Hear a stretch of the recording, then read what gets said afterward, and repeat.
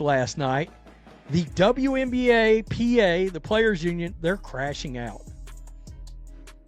They're crashing out, and they look less and less professional by the moment. Fans are recognizing this.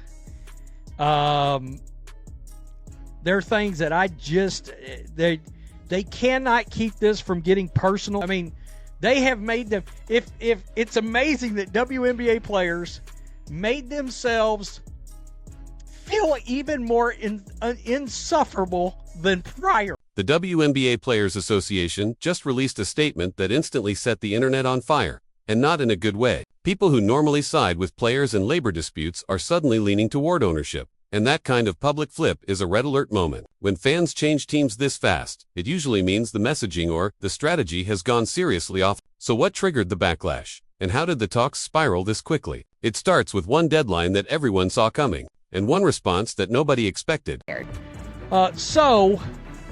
At midnight, the 2020 WNBA-WNBPA collective bargaining agreement will expire.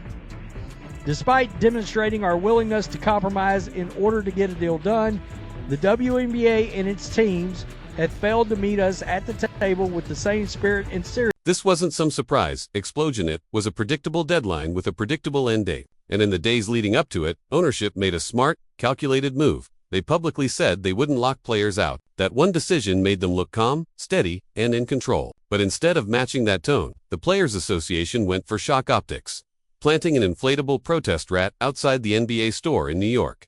The symbol might be common in old-school labor battles, but here, it made a high-level sports negotiation look like a messy street dispute. And in the WNBA, the optics aren't optional. Public opinion is part of the leverage. Then the reality check hits even harder. This league has never turned a profit. Salaries are still supported by NBA backing and continued ownership investment, which means the players aren't negotiating from the same power position as leagues swimming in surplus cash. And that's why the contrast in messaging mattered so much. Ownership stayed short, controlled, and business-focused. The union fired back with a long, activist-style manifesto loaded with lines like pay equity is not optional, and accusations of regressive provisions and deliberate stalling. One side sounded like it wanted a deal. The other sounded like it wanted a public battle. Fans noticed instantly, and once the crowd turns, the whole negotiation changes. The question is, did the union misread the moment? Or are they about to double down anyway? Clark Boone, they care about that kind of shit, but actual sports fans don't. Not only do they not care, they don't want to hear about it. So, let's keep going here. Players care deeply about their fans, take pride in honoring that loyalty every time they take the court.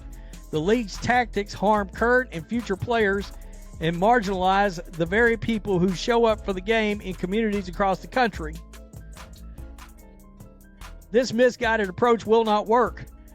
In the face of the league and team's actions, players remain undeterred, unafraid. Now let's get to what they're actually fighting over, because the numbers explain the tension. Ownership isn't showing up with crumbs. They're offering major salary increases so big, the average pay would more than double. For a league that's never posted a profit, that's a serious opening position. But the players want something. Ownership argues it simply can't deliver. At least not under the current financial reality. They're pushing for a 50-50th split of gross revenue, the kind of structure you see in the NBA and NFL. On paper, it sounds fair. In practice, it could be the most dangerous demand in the room, because if the league is still losing money, what exactly are they splitting, sexes or losses? Transformational new CBA. This agreement must include a salary system tied to a meaningful share of the revenue that would not exist without player labor, mandate professional working conditions, and require protections that honor players who built the league and set the next generation up for success. Make no mistake, pay equity is non-optional, and progress is long overdue. We urge the league and its teams to meet this moment. The players have already and will continue to. Here's what gets conveniently skipped in the public debate. Revenue sharing works when there's profit left. After the bills are paid, in the NBA and NFL, once you cover operations, arenas, travel, staff, overhead, there's still a massive pile of money left. That surplus becomes the pie that gets split. The WNBA doesn't have that pie. It loses money every year, and the NBA covers those losses tens of millions annually, just to keep the league running. So when players demand a cut of gross revenue while the league is still in the red, they're effectively asking for a deal where ownership loses more money as the league grows. The better the league performs, the deeper the losses could go. That's not a fair split, that's a structural trap.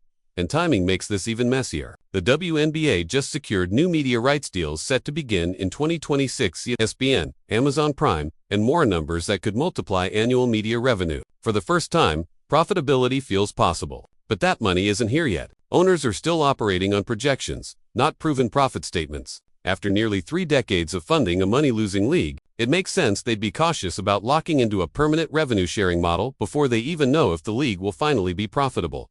That's why this negotiation feels mistimed. If the union had waited until after 2 seasons under the new deal, say 2027, the players could walk in with hard proof, real revenue, real profits, verified growth. Instead, they're demanding the biggest slice before anyone knows whether there'll be anything left to slice at all. And that leads to the real cliffhanger. Are the players negotiating for fairness or gambling on a future the league hasn't actually reached yet?